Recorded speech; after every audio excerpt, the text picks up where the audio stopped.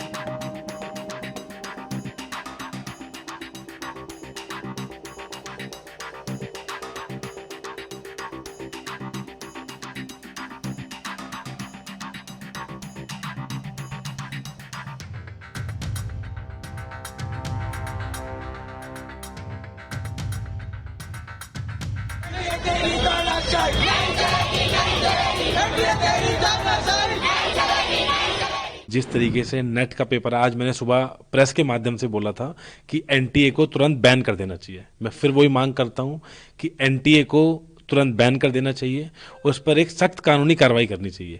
साथ के साथ मेरी अब प्रधानमंत्री जी से गुहार है कि आपके सामने अब दो चीजें हैं, या तो आप 35 लाख छात्रों को, युवाओं को न्याय दें, या अपने करप्ट शिक्षा मंत्रालय को और जो एनटीए है उसको बचाएं। और कहीं ना कहीं आप देखेंगे धर्मेंद्र प्रधान जी बार बार एनटीए को बचाने का काम कर रहे हैं। ऐसा क्या उनकी मजबूरी है कि वो एनटीए को बचाने का काम कर रहे हैं? कहीं ना कहीं मुझे लगता है अब धर्मेंद्र प्रधान जी जो पेपर लीक की धांधली का ये जो व्यापार शुरू करा एनटीए ने, इसमें खुद शामिल है।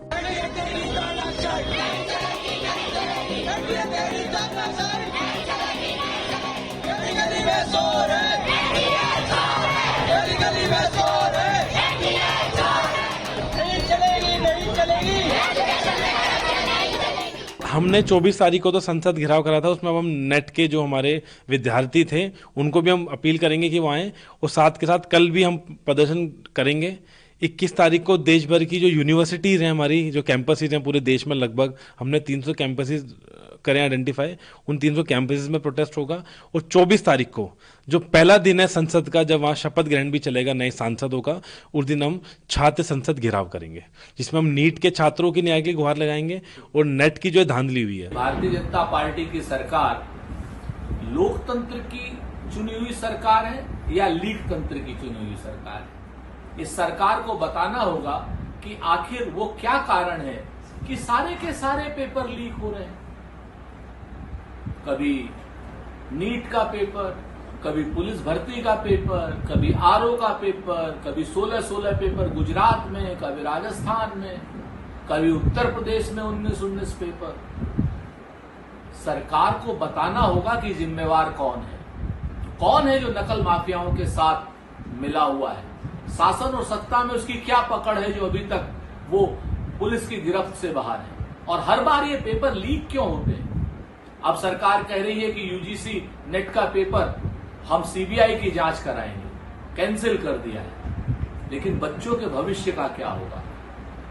नीट में भी बच्चों के भविष्य का क्या होगा? यूजीसी में भी 6-6 महीना आप लेट करेंगे, बच्चों का भविष्य 6 महीने पीछे धकेल रहे हैं। देश के भविष्य को, देश के कर्णधारों को आप हतोत्साहित कर रहे हैं। भारतीय जनता पार्टी के सरकार के जिम्मेवार ओहदेदार को, मंत्रियों को इस्तीफा दे देना चाहिए। मतलब जो एनटीए है जिसके ऊपर जिम्मेदारी है इस एग्जामों को कंडक्ट करने की, वो इतना बड़ा लापरवाह हो गया है। उसमें बैठे अधिकारी इतने बड़े उदासीन हो गए हैं। उनके ऊपर जो शिक्षा मंत्रालय है भारत सरकार का, वो कितना उदासीन हो गया है। कोई जवाबदेही लेने को तैयार नहीं है। मतलब पहले नीट का एग्जाम, अब यूजीसी नेट का एग्जाम। मतलब अब एग्जाम भारत में नहीं होंगे। अब भारत में जो विद्यार्थी हैं या जो उम्मीदवार हैं, जो जीवन में परीक्षा देकर आगे आना चाहते हैं, अब उनका भविष्य अंधकार में रहेगा। इसकी कोई जवाबदारी लेने को तैयार है? प्रधानमंत्री जी, गृह मंत्री जी, शिक्षा मंत्री जी, आप सब कहां हैं? और जो एनटीए बना इसको तो बंद कर दीजिए भाई। अगर सबकी जांच सीबीआई और ईडी ही करने वाली है तो एनटीए को बंद करके सीबीआई और ईडी को ही दे दीजिए काम। क्योंकि ये एनटीए जो है ये पूरी तरह से एक खोखला हो गया है। ये जो संसाधन या जो संस्था है ये पूरी तरह से फेल हो गया है और कोई इसका सुध लेने वाला नहीं। मतलब बार बार एग्जाम में पेपर लीक होना, बार बार एग्जाम करवा के फिर उसको रद्द करना, ये कौन से भारत की सोच आप कर रहे हैं? क्या 2047 में ऐसे ही विकसित भारत बनेगा?